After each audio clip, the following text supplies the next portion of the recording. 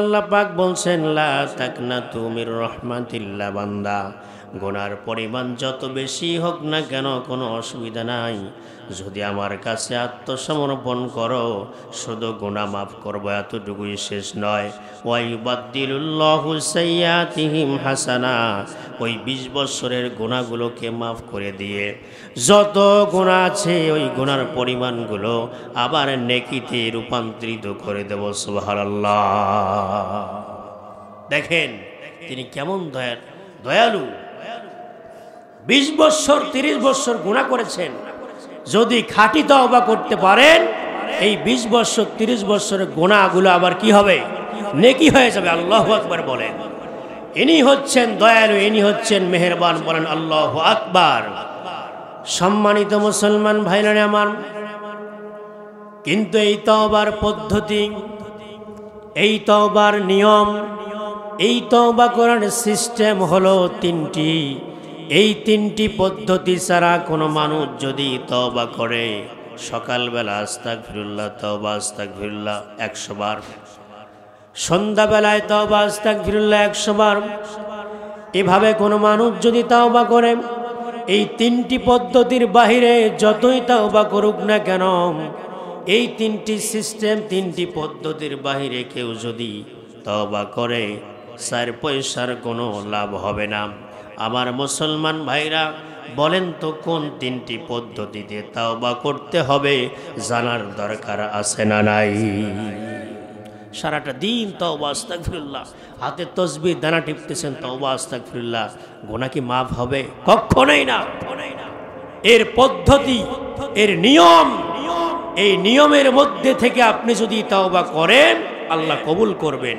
তাছাড়া নিয়মের বাইরে যত হাজারবার আপনি আস্তাগফিরুল্লাহ বলেন না কেন 4 পয়সার কোনো লাভ হবে? আমার একান্ত আপনজনেরা, দিলের কান দিয়ে কথাগুলো শুনতে হবে। এই তওবা করার পদ্ধতি হলো 3টা। 1 নাম্বার পদ্ধতি হলো আপনি যে গুনাহ করেছেন সেটা স্বীকার করা। 1 নাম্বার কি বলেন?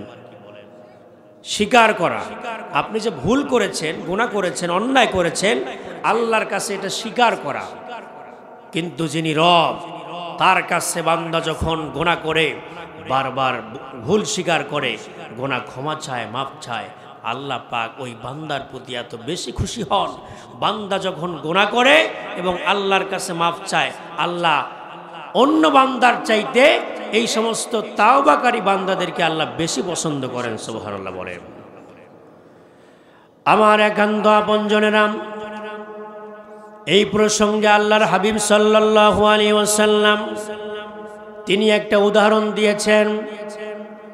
বান্দা যখন ভুল করে, বান্দা যখন গুনাহ করে, আর এই গুনাহের পর যখন আল্লাহর কাছে কেঁদে কেঁদে গুনার কথাগুলো স্মরণ করে মাপ চায়, আল্লাহ পাক এত বেশি খুশি হন। তিনি একটা উদাহরণ দিয়েছেন। উটের মালিক এই উট নিয়ে বিশাল বড় একটা মরুভূমি পাড়ি দিচ্ছে, জনমানবহীন একটি জায়গা, যেখানে কোনো পাখি নাই, পশু নাই, কোনো মানুষ নাই। এই উটের মালিক উটের মধ্যে খাবার দাবার সব কিছু বেঁধে নিয়ে রওনা করেছে, সফরে রওনা হয়েছে। এমন একটি জায়গা, এমন একটি মরুভূমি, এই উটের মালিক ক্লান্ত হয়ে পড়েছেন। তিনি একটা গাছের নিচে সুন্দর করে বিশ্রাম নিচ্ছেন। কিন্তু যেই জায়গায় উটটা বেঁধে রেখেছিল, বাঁধা হয়েছিল, কিন্তু ঘুম থেকে উঠে দেখে সেই জায়গায় উট নাই। জোরে বলেন কি নাই? সেখানে খাবার আছে, উটের মধ্যে খাবার বাঁধা আছে, কিন্তু ঘুম থেকে উঠে দেখে উট নাই। বলেন তো এই মানুষটার মনটা কেমন হবে? খারাপ হওয়ার কথা কিনা বলেন? কারণ এই খাবার যদি না থাকে বাঁচার কোনো উপায় নাই।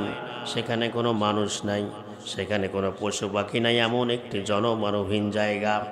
আমার ভাইরা, এই মানুষটা আল্লাহর উপর তাওয়াক্কুল করে আবার মনে মনে চিন্তা করতেছে, আবার চাদর মুড়ি দিয়ে সেখানে ঘুমিয়ে পড়ল। তাছাড়া বাঁচার কোনো উপায় নাই। কিন্তু কিছুক্ষণের মধ্যেই এই উটটা খাবার সহ আবার চলে এসেছে।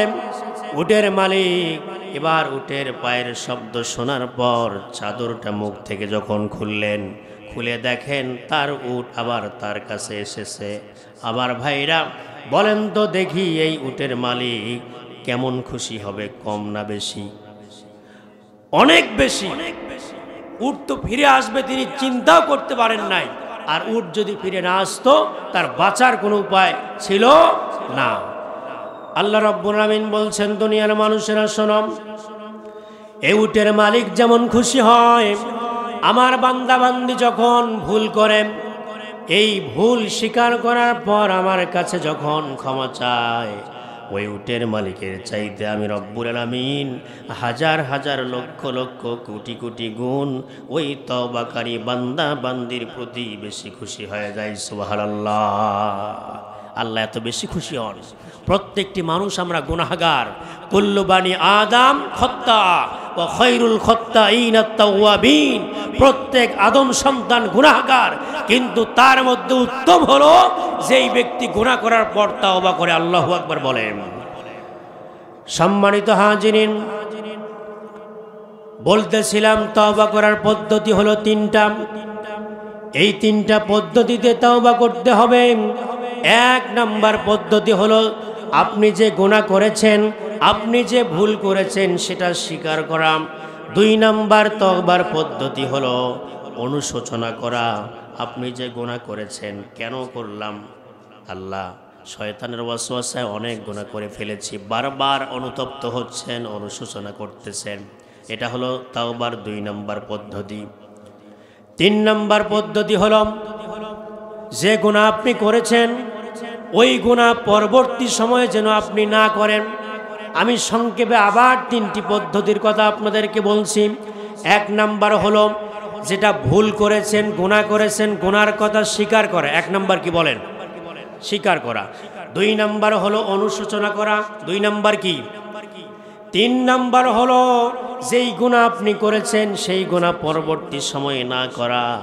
এই তিনটি পদ্ধতিতে কোনো মানুষ যদি তওবা করতে পারে, ওয়াল্লাহি বিল্লাহি, আল্লাহর কসম করে বলছি, ওই মানুষটা আল্লাহর কাছে যদি একটা ডাক দিয়ে বলে, হয় আমার রব, আমি ভুল করেছি, তোমার কাছে ক্ষমা চাই, আল্লাহ পাক জীবনের সব গুনাহগুলো মাফ করে দেবেন। সুবহানাল্লাহ।